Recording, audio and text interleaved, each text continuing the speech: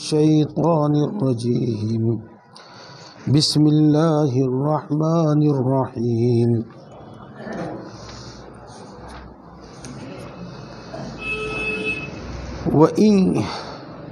ولن تستطيعوا أن تعدلوا بين النساء ولو حرصتم فلا تميلوا كل الميل فتذروها كالمعلقة وَإِن تُصْلِحُوا وَتَتَّقُوا فَإِنَّ اللَّهَ كَانَ غَفُورًا رَحِيمًا وَإِن يَتَفَرَّقَا يُغْنِ اللَّهُ كُلًّا مِّن سَعَتِهِ وَكَانَ اللَّهُ وَاسِعًا حَكِيمًا صدق اللہ العظیم۔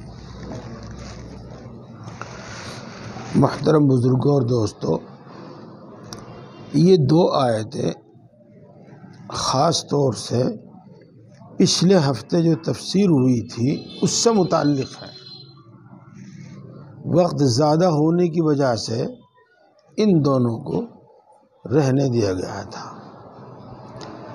پچھلے ہفتے جو تفسیر ہوئی تھی اس کا حاصل اور خلاصہ یہ ہے، اللہ رب العزت ارشاد فرماتے ہیں کہ یہ لوگ آپ سے عورتوں کے بارے میں فتویٰ طلب کر رہے ہیں، تو آپ عورتوں کے بارے میں ان کو فتویٰ دے دیجئے۔ اور فتویٰ وہی ہے اب بھی جو اس سے پہلے کتاب میں یعنی قرآن پاک کی آیتوں میں بیان کیا جا چکا ہے، اور اس کی جو تفصیل تھی وہ میں نے آپ کو بتائی تھی، اب اس کو میں لوٹاتا نہیں ہوں۔ آگے یہاں اس آیت شریفہ میں جو میں نے اس وقت تلاوت کی ہے، ایک خاص بات اور ایک خاص مسئلہ بتا رہے ہیں، ایک نہیں بلکہ بہت سارے بتا رہے ہیں۔ جن کو ان مسائل کی ضرورت پیش آ رہی ہے وہ بھی دھیان اور توجہ سے سنیں، جن کو نہیں آ رہی ہے وہ بھی دھیان اور توجہ سے سنیں، اس واسطے کہ عام طور سے اب اسلامی احکام کے خلاف معاشرہ وجود میں آ رہا ہے۔ جو حکومت قانون بنا رہی ہے اور ہمارے اڑوسی پڑوسی جو لوگ جس قانون پر عمل کر رہے ہیں اس طرح کا معاشرہ وجود میں آ رہا ہے۔ دیکھو، ہم کم از کم اتنا تو کر ہی سکتے ہیں کہ ان سب چیزوں کو اچھی طریقے سے سمجھیں، یاد کریں، اور جہاں بھی کہیں ضرورت پیش آوے تو ہم اسلامی قانون کی، اسلامی معاشرے کی حمایت تو کر سکیں۔ کم سے کم ہمیں اتنا تو معلوم ہو کہ اس سلسلے میں اسلام کا حکم کیا ہے۔ یہ تو اب سنو آپ، اگرچہ ایک شخص کو، ایک مرد کو 4 عورتیں رکھنے کی اجازت ہے، 4 عورتوں سے نکاح کرنے کی اجازت ہے، لیکن میرے پیارے بھائیوں اس میں اتنی شرطیں ہیں اور ان سب شرطوں پر عمل کرنا اتنا مشکل ہے، کتنا مشکل ہے۔ حضرت اقدس تھانوی نور اللہ مرقدہ کے یہاں جب پہلی بیوی سے اولاد نہیں ہوئی تو خود ان کی بڑی بیوی نے ہی کہا، ان کی بیوی نے ہی کہا کہ میں یہ چاہتی ہوں کہ آپ دوسرا نکاح کر لیں،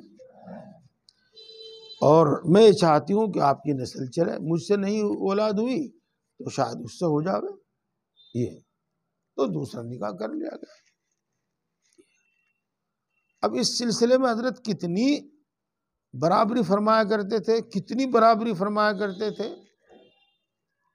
تو سنو آپ، یوں کہتے ہیں، اسی لیے ایک اور دوسرا مسئلہ سنو، جب ایک آدمی کے پاس ایک سے زائد بیوی ہو، 2 ہوں یا 3 ہوں یا 4 ہوں، تو اس کے لیے لازم اور ضروری ہے کہ ان سب کے واسطے رات متعین کر دے۔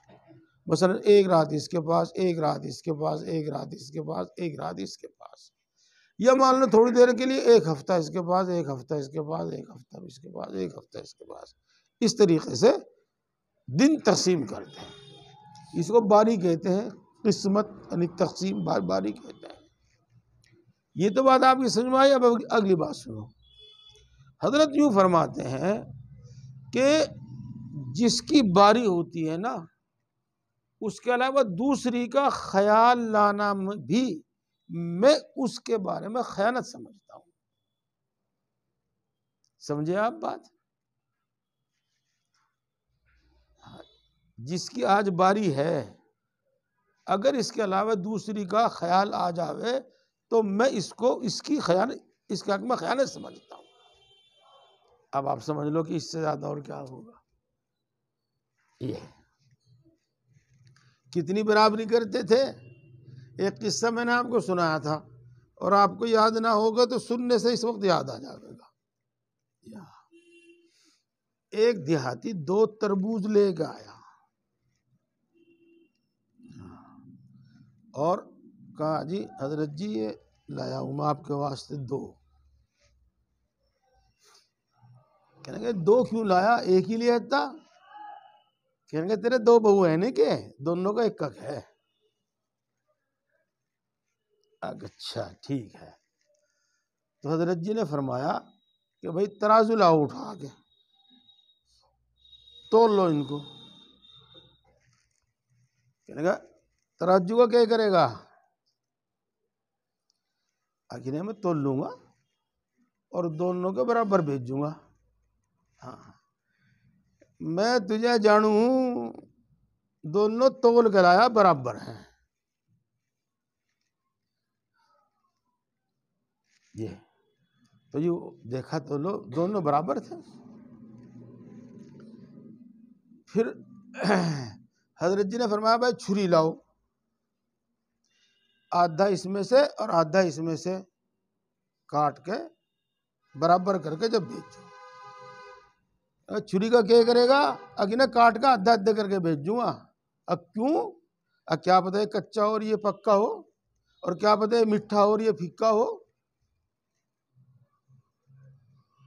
یہ فرمایا. اب آپ دیکھو دونوں باتوں کو, وہ بھی کہ دوسری کا خیال لانا میں خیانت سمجھتا ہوں, اور یہ بھی کہ کس طرح برابری کرے. اس کے علاوہ عام طور سے ہمارے کپڑے ہماری بیوی کے پاس رہتے ہیں, وہ خود دھوے دھوبی سے دھلواوے وقت ضرورت ہمیں پیش کرتی ہے. تو حضرت کے یہاں چونکہ 2 بیویاں تھیں اس لیے وہ نہ اس کے پاس کپڑے رکھتے تھے نہ اس کے پاس, اپنے پاس رکھتے تھے. اور یوں فرماتے تھے کہ اگر اس کے پاس رکھے تو یوں سوچے گے کہ اس سے زیادہ تعلق ہے, اس سے زیادہ محبت ہے. اس کے پاس رکھے تو یہ سوچے گی کہ وہ یہ سوچے گی کہ اس سے زیادہ محبت ہے, اس سے زیادہ تعلق ہے, میرے سے نہیں ہے. اس لیے وہ کپڑے اپنے پاس رکھتے تھے. اب دیکھو ان سب چیزوں کو. تو میرے بھائیوں ان باتوں سے ہی آپ کو اندازہ ہو گیا ہوگا کہ 2 عورتوں کا رکھنا, 2 بیویوں کا رکھنا کوئی آسان کام نہیں ہے. آپ نے دیکھا ہوگا کہ لوگ اپنے شیخ اپنے پیر کی اقتدا کرتے ہیں, جیسے اس نے کیا ویسے ہی ان کے مرید لوگ بھی کرتے ہیں. تو ایک شخص نے حضرت سے کہا کہ جی آپ نے 2 نکاح کر کے دوسروں کے واسطے راستہ نکال دیا, 2 نکاح کرنے کا. تو حضرت فرمایا کہ میں نے راستہ نکال نہیں دیا, میں نے راستہ بند کر دیا. جب وہ یہ دیکھیں گے کہ 2 بیویاں رکھ کے اس قدر برابری کرنی پڑتی ہے اور وہ کر پائیں گے, ان کے لیے آسان ہے نہیں, تو وہ کرنے کے نہیں 2 کا. یہ سب باتیں آ گئی, برابری آ گئی, رات میں برابری, خرچے میں برابری, سب چیزیں. یہاں ایک بات اور بھی بتاؤں آپ کو. ایک تو پرانی کھائی کمائی, مثلا اس کی عمر ہوگی 30 سال 40 سال 50 سال, اور دوسرا نکاح کیا ہوا ہے 18-20 سال کی. تو یوں نہیں کہ اس کے 18-20 سال والے کے پاس 2 رات رہے اور اس کے پاس 1 رات رہے, نہیں, اس کے پاس بھی 1 رات رہے گا, اس کے پاس بھی جنات اس کے پاس رہے گا, 1 رات اس کے پاس رہے گا. وہ تو پھر تو پورا حصہ دے دے اپنا چاہے. تو یہ برابری ہے. اسی واسطے وہاں کہا گیا تھا کہ اگر تم برابری کر سکو تو نکاح کرو، نہیں تو اس سے زیادہ نکاح نہ کرو. یہ بات ہوگی. اب یہ باتیں میں نے جو آپ کو بتائی، اب اگلی بات سنو جو یہاں بتائی جا رہی ہے، اور اس کو سمجھانے کے واسطے میں آپ کو رسول اللہ صلی اللہ علیہ وسلم کی ایک حدیث پاک سناتا ہوں. رسول اللہ صلی اللہ علیہ وسلم کو حضرت عائشہ رضی اللہ تعالی عنہا سے غیر اختیاری طور پر زیادہ محبت تھی، ان کی خوبیوں کی وجہ سے، ان کے کمالات کی وجہ سے. لیکن جو معاملات تھے جیسے کہ میں نے آپ کو بتایا، ان میں سب کو برابر رکھتے تھے، سب کو برابر رکھتے تھے. البتہ دل کا جو میلان تھا کچھ زیادہ، وہ حضرت عائشہ کی طرف تھا. بعد کی بات ہے یہ جب وہ آپ کے پاس 9 بیویاں تھیں. ہاں. اور بتاؤں آپ کو، اگر عورتوں کے سامنے بات آوے تو زیادہ فائدہ مند ہے، لیکن آپ کے پاس بھی آنی چاہیے. حضرت خدیجہ رضی اللہ تعالی عنہا کی عمر تھی 40 سال، اور رسول اللہ صلی اللہ علیہ وسلم کی عمر تھی 25 سال جب نکاح ہوا. لیکن حضرت رسول اللہ صلی اللہ علیہ وسلم کو حضرت خدیجہ سے اتنی محبت تھی کہ عائشہ یوں کہتے ہیں کہ مجھے کبھی رشک نہیں آتا تھا کسی بات پر، لیکن اس پر رشک آتا تھا کہ آپ صلی اللہ علیہ وسلم کو خدیجہ سے کتنی محبت ہے، کہ ان کا تو انتقال بہت پہلے ہو چکا تھا. آج کوئی بکری ذبح ہوئی، لو خدیجہ کی جو سہیلی ہے اس کو دے کے آؤ، جاؤ جو ان کی بہن ہے ان کے ہاں دے کے آؤ، وغیرہ وغیرہ. اس طریقے سے برتا، اور بہت اچھے الفاظ میں ذکر کرتے تھے. ایک مرتبہ تو حضرت خدیجہ رضی اللہ تعالی عنہا کی تعریف سن کے حضرت عائشہ کو غصہ ہی آ گیا. اب اس کو بڈھی لگائے کا ذکر کرتے رہتے ہو آپ ہر وقت. تو رسول اللہ صلی اللہ علیہ وسلم نے اس کی معقول وجہ بتائی. تو میں عرض کر رہا ہوں کہ محبت کا جو ہے معاملہ، دل کا جو میلان کا معاملہ ہے، وہ غیر اختیاری ہے، وہ غیر اختیاری ہے. اور معاملات میں برابری کرنا وہ اختیاری ہے. اس کے لیے بھی رسول اللہ صلی اللہ علیہ وسلم استغفار کیا کرتے تھے، یہ بتانا مقصود ہے میں نے. اور یوں کہا کرتے تھے، اللہم ھذا قسمی فیما املک فلا تلمنی فیما لا املک.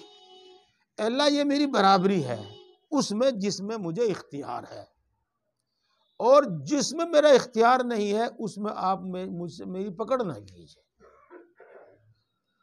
اور اس کی تفسیر لکھی ہے محدثین نے کہ وہ جو عائشہ کی طرف زیادہ میلان تھا وہ مراد ہے.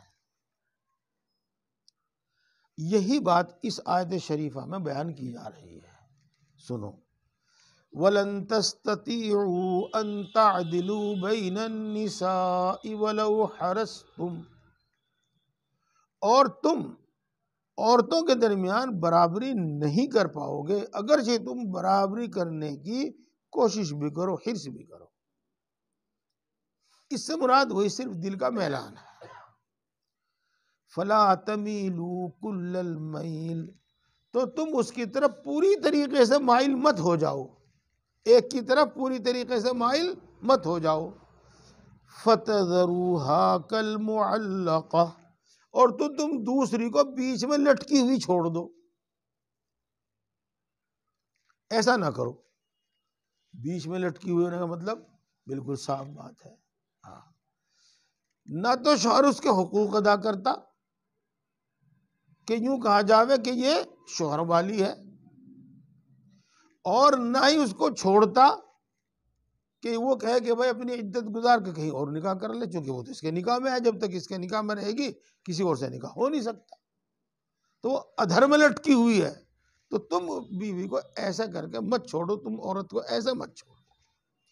اس کا مطلب یہ بھی سمجھ لیجیے گا آپ، چاہے وہ ایک بیوی ہو چاہے ایک سے زیادہ ہو، سیدھی سیدھی بات ہے، بالکل صاف بات ہے کہ اسے رکھو تو اس کے سب حقوق ادا کرو، اور اگر تم اس کے حقوق ادا نہیں کر سکتے تو اس کو اختیار دے دو کہ محترمہ دیکھو میں آپ کے حقوق ادا نہیں کر سکتا، اگر آپ رہنا چاہیں تو بہت خوشی سے میں جو کر سکتا ہوں آپ کے لیے کرنے کو تیار ہوں، اور اگر آپ کو کوئی دقت پریشانی ہو تو آپ کہیں اور نکاح کر سکتے ہیں، میں طلاق دے دوں. تو ادھن میں بھی لٹکا کر نہ چھوڑا جائے. فتذرها کالمعلقہ، بیوی کے پورے حقوق ادا کرنے چاہیے۔ یہی مطلب ہوا اس بات کا، یہی مطلب ہوا اس بات کا، ایک ہو یا دو ہو، اس کے پورے حقوق ادا کیے جاویں، اور اس کو ایسا نہ چھوڑا جاوے کہ نہ وہ شوہر والی نہ بغیر شوہر والی۔ شوہر والی تو اس لیے نہیں کہ حقوق ادا نہیں ہو رہے ہیں، اور بے شوہر والی اس لیے نہیں کہ کہیں اور نکاح کر سکے۔ اب اگلی بات سنو، وَإِن تُصْلِحُوا وَتَتَّقُوا، اور اگر تم اپنے معاملات درست رکھو گے۔ معاملات درست رکھنے کا مطلب وہی جو میں بار بار بتا چکا، برابری کرنا، کھانے میں، کپڑے میں، مکان میں، معاملات میں برابری کرنا۔ اور اگر تم اپنے معاملات کو درست رکھو گے، وَتَتَّقُوا، اور اللہ تعالیٰ کے نافرمانی سے بچتے رہو گے۔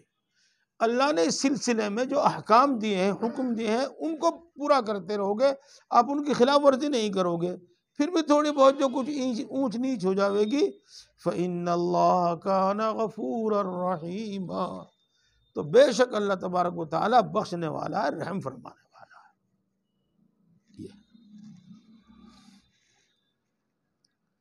وَإِن يَتَفَرَّقَا يُغْنِ اللَّهُ كُلًّا مِّن سَعَتِهِ وَكَانَ اللَّهُ وَاسِعًا حَكِيمًا۔ یہاں بھی ایک بات بتا دی، اور کتنی کام کی بات بتا دی۔ میں اس کو سمجھانے کے واسطے آپ کو چند باتیں بتاتا ہوں۔ ایک عورت ہے، اس کے شوہر نے طلاق دے دی، چاہے ایک دے دی یا دو دے دی، اور رجوع نہیں کیا، لیکن وہ کہتے ہیں وہ تو اسی کے ساتھ رہوں گی جی۔ اور تین دے دی، اب وہ کہ میں تو نہیں مانتی، آج کا معاشرہ ہو رہا کچھ ایسا، میں تو نہیں مانتی، جب تک میں نہیں مان لوں گی اس وقت تک تھوڑی طلاق ہو جائے گی۔ یہ تین طلاق دے دی، پھر دونوں کی آپس میں گھٹ پٹ ہو گئی، اب دونوں ناٹ گئے، وہ کہے ہاں مجھے نہیں دی طلاق، وہ کہے کہ میں نے نہیں دی طلاق، اب دونوں ساتھ رہ رہے۔ یہ تو دیکھو، یا تو چاہے تو معاملہ ایسا ہو، یا معاملہ ایسا ہو کہ مرد عورت کے ساتھ ظلم، زیادتی سب کچھ کر رہا ہے، لیکن اس ڈر اور اس خطرے کی وجہ سے کہ پھر میں کہاں جاؤں گی، میرا کیا ہوگا، میرا کیا بنے گا، وہ سب کچھ برداشت کر دی۔ بھائی جہاں تک اپنے حق کا مسئلہ ہے، اس کو تو چاہے وہ وصول کرے، چاہے اس کو معاف کرے، لیکن بہت ساری جگہیں ایسی ہوتی ہیں جہاں شریعت کی خلاف ورزی لازم آتی ہے، اللہ کے احکام کی خلاف ورزی لازم آتی ہے، لیکن پھر بھی وہ اسی کے ساتھ رہ رہی ہے۔ تو ایسا ہرگز نہ کرے، ایسا ہرگز نہ کرے۔ اسی کے ساتھ ایک مرد کے ساتھ بھی، عورت ہے، بد چلن ہے، لیکن مرد اس کے باوجود بھی بے غیرت بن کر اس کو رکھ رہا ہے، تو ایسا ہرگز نہیں کرنا چاہیے۔ بلکہ اللہ رب العزت نے دونوں کے لیے ارشاد فرمایا، اگر کسی سبب سے دونوں الگ الگ ہوتے ہیں، طلاق دے کر دونوں الگ الگ ہوتے ہیں، تو اللہ پر بھروسہ رکھو، اللہ تبارک و تعالیٰ بہت وسعت والا ہے، بڑی گنجائش والا ہے، اللہ تبارک و تعالیٰ دونوں کو ایک دوسرے سے بے نیاز کر دے گا۔ اگر مرد زیادتی کر رہا ہے تو عورت طلاق لے لے، انشاءاللہ کہیں اس کو اس سے بڑھیا ملے گا۔ اگر عورت بد چلن ہے تو اور وہ باز نہیں آتی ہے تو مرد طلاق دے دے، انشاءاللہ اس سے اچھی ملے گی، اسی کو فرماتے ہیں۔ اور اگر وہ دونوں جدا ہو جاویں، یغنی اللہ کلا من سعتی، اللہ تبارک و تعالیٰ دونوں کو بے نیاز کر دے گا اپنی قدرت سے، اپنی گنجائش سے۔ وَكَانَ اللَّهُ وَاسِعًا حَكِيمًا، اور اللہ تبارک و تعالیٰ بہت گنجائش والا ہے، اور اللہ تبارک و تعالیٰ حکمت والا ہے۔ میرے دوستو، میں اس ساری آیت شریفہ کا حاصل ایک جملے میں بیان کرتا ہوں، صرف دنیاوی نفع نقصان کو سامنے رکھ کر اور دین کی خلاف ورزی جھیلتے رہنا یہ درست نہیں ہے، بلکہ دنیا کے نقصان کی وجہ سے آدمی دین کی خلاف ورزی نہ کرے اور یہ یقین کرے کہ جب میں یہاں سے الگ ہو جاؤں گا یا میں الگ ہو جاؤں گی تو اللہ تبارک و تعالیٰ مجھے میری پوری کفایت کرے گا، مجھے شوہر بھی دے گا، مجھے مکان بھی دے گا، مجھے روٹی بھی دے گا، کپڑا بھی دے گا، سب دے گا۔ یہی حاصل ہے اس بات کا۔ یہ اور اگلی بات سب کے لیے اور یقین والی بات، وَلِلَّهِ مَا فِي السَّمَاوَاتِ وَمَا فِي الْأَرْضِ، اور سب کچھ اللہ ہی کی ملکیت میں ہے، جو زمینوں میں ہے اور جو آسمانوں میں ہے۔ حقیقت میں ملکیت تو اسی کی ہے، حقیقت میں ملکیت اسی کی ہے۔ یہ تو بات آپ کی سمجھ میں آئی گئی ہوگی، بالکل خوب جانتے ہیں، لیکن میں آپ کو مثالوں سے بتاتا ہوں۔ بینک میں سارا حکم منیجر صاحب کا چلتا ہے، یہ جس کو چاہے دے، جس کو چاہے نہ دے، جو چاہے کر مانگے، لیکن وہ اس کا مالک نہیں ہے، صرف منتظم ہے، صرف منتظم ہے۔ وہ اصول اور قاعدے کے مطابق اس کو تقسیم بھی کرتا ہے، وصول بھی کرتا ہے، اس کی حفاظت بھی کرتا ہے۔ اصل ملکیت اس سارے پیسے کی کسی اور کی ہے۔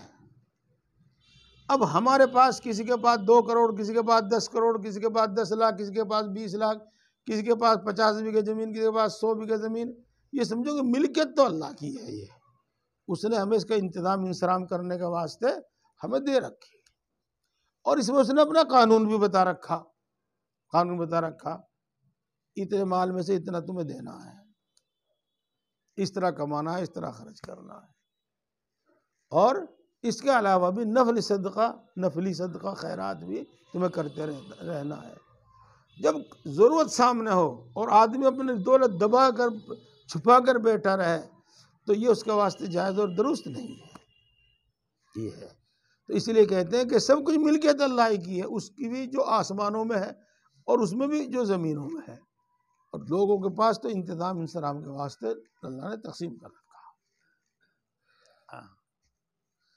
اللہ اکبر، قرآن پاک کا ایک ایک جملہ دیکھو۔ میں پہلے اپنے الفاظ میں آپ کو بتاتا ہوں تاکہ بات اچھی طرح سمجھ آ جائے، اوپر سے بلکہ پیچھے سے چلا آ رہا ہے۔ اللہ تبارک و تعالیٰ نے بہت سارے احکام دیے، حکم دیے اپنے بندوں کو، خاص طور سے یہاں عائلی اور گھریلو معاملات کے احکام دیے۔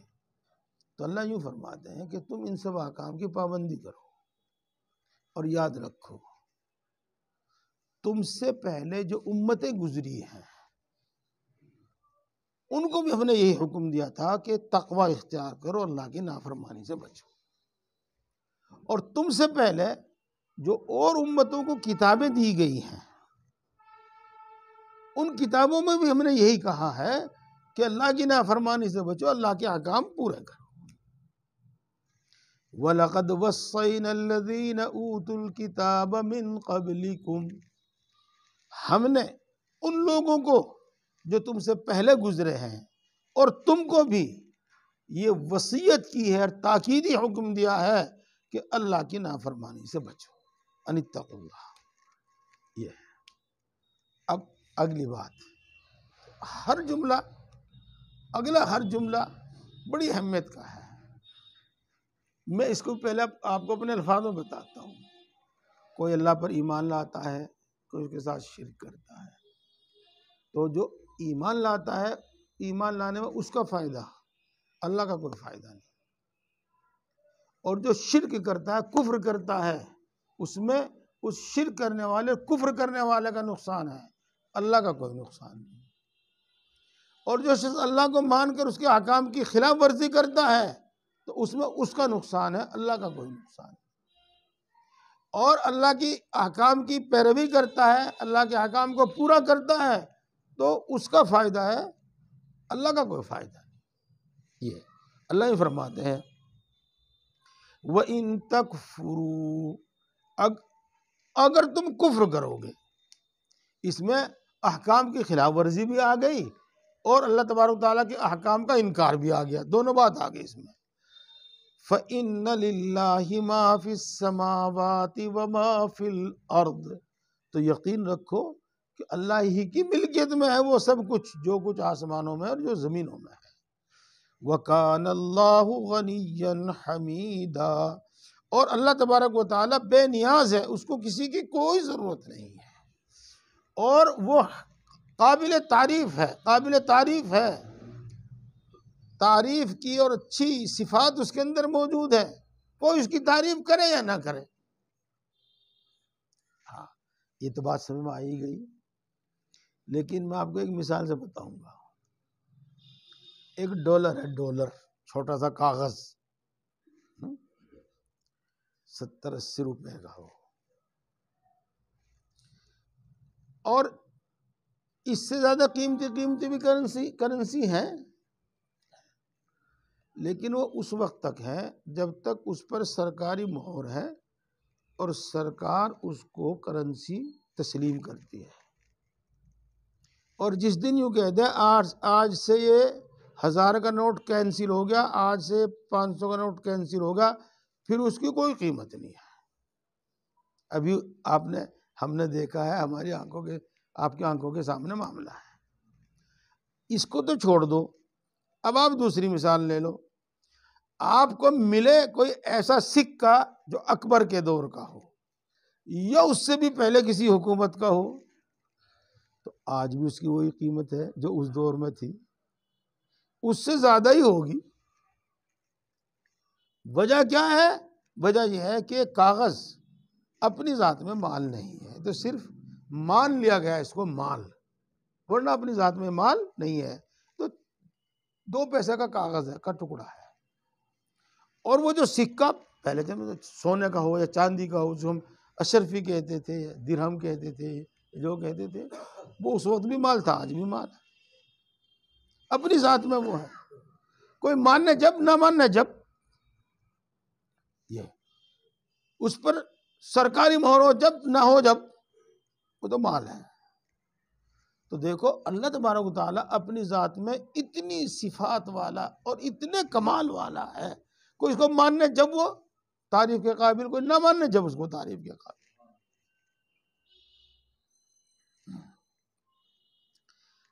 یہ ایک بات ان آیتوں شریفہ میں 2 بار بتا دی گئی۔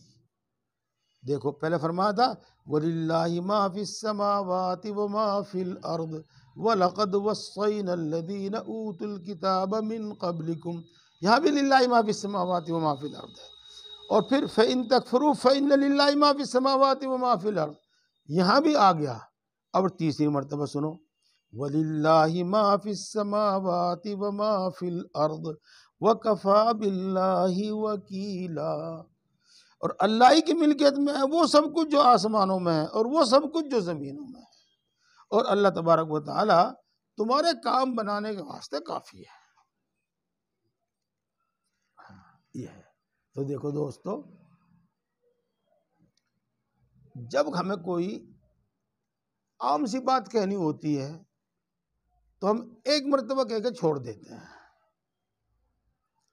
اور جب ہمیں کوئی اہم بات بتانی ہوتی ہے پہلے بات بتاتے ہیں، اور ایک مرتبہ کے بجائے 2 مرتبہ کہیں، اور پھر اس سے کہ بھائی سمجھ میں بھی آ گیا بھائی، اور وہ جب چلنے لگے دیکھو بھائی یاد رکھنا کیا بتایا میں نے، بعض مرتبہ کسی بھی وجہ سے اسے بھائی کیا بتائیے تو کیا کہا میں نے، اور پھر اس سے پوچھتے، تو یہ تاکید کے واسطے ہے تاکہ یہ بات کو بھولے نہ، اور کسی وقت بھی اس کی نگاہ سے وہ اجھل نہ ہو۔ تو یہ بات کہ سب کچھ اللہ کی ملکیت میں ہے، یہیں ایک ہی جگہ 3 مرتبہ اللہ تعالیٰ نے ارشاد فرمایا، یہ اس لیے فرمایا تاکہ یہ بات ہر وقت ہماری نگاہ میں رہے۔ اللہ کی ملکیت میں ہونے کا کیا مطلب؟ جن کے پاس ہے وہ گھمنڈ نہ کریں، جن کے پاس ہے وہ گھمنڈ نہ کریں، نہ معلوم کتنی دیر میں فقیر و کنگال بنا دے۔ جن کے پاس نہیں ہے وہ نا امید نہ ہو،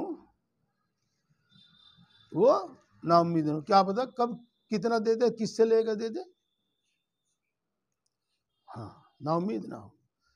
یہ تو اس دنیا کا نظام ہی ایسا ہے، اللہ نے ایسا بنایا ہے کہ کسی کو کم دیا کسی کو زیادہ دیا، آخرت میں اللہ تعالیٰ سب کو بے حساب دے گا، اور وجہ اس کی دنیا میں کسی کو تھوڑا کسی کو زیادہ، کسی کو دینا کسی کو نہ دینا کی یہ ہے تاکہ اس کا نظام چل سکے۔ میں بھی کروڑ پتی، تم بھی کروڑ پتی، اب مجھے بنانا مکان، مجھے تلاش ہے مزدور کی، اب کہاں ملے گا؟ ملنے گا نہیں۔ اب اللہ نے کسی کو کروڑ پتی بنایا اور کسی کو کوڑی پتی بنایا، وہ کوڑی پتی والا بیچارہ تلاش کرتا پھر ہے صبح ہی اپنی کرنی بسولی لے کے جا کے چوراہے پہ بیٹھ جاوے کہ مجھے کوئی مزدوری کے لیے بلا لے۔ ہاں، تو اس نظام کے واسطے اللہ ان حکمتوں کو خوب جانتا ہے۔ ہمارے تمہارے پاس کیا، ساری مخلوق کے پاس اللہ تبارک و تعالیٰ کے علم کے مقابلے میں ایک قطرے کے برابر بھی نہیں ہے۔ یہ ایک بات ہی، اور اگلی بات میں ختم کر رہا ہوں اسے رکو تک کر کے، اور ابھی وقت بھی ہے 5-4 منٹ۔ دیکھو جو بات ابھی ہو رہی ہے کہ اللہ تبارک و تعالیٰ نے ہم کو جو مال دیا ہے وہ انتظام کے واسطے دیا ہے۔ یہ اپنے ہاتھ سے مسجد میں خرچ کرے، مدرسے میں خرچ کرے، دین کے دوسرے کاموں میں خرچ کرے، جو محتاج ہیں غریب ہیں ان پر خرچ کرے، جو اپاہج ہیں ان پر خرچ کرے، اس واسطے دیا، اور اپنی بھی ضرورت پوری کرے، اور اللہ نے اس کے اوپر جن جن کو حق رکھا اس کی بھی ضرورت پوری کرے۔ یہ ہے۔ لیکن اگر کوئی چاہے کہ وہ میں ہی ہوں اور دوسروں کو حقیر سمجھنے لگے، تو کیا پتہ اللہ تبارک و تعالیٰ اس پیسے لے کے کسی دوسرے کو دے دے۔ ہاں، ہم ہیں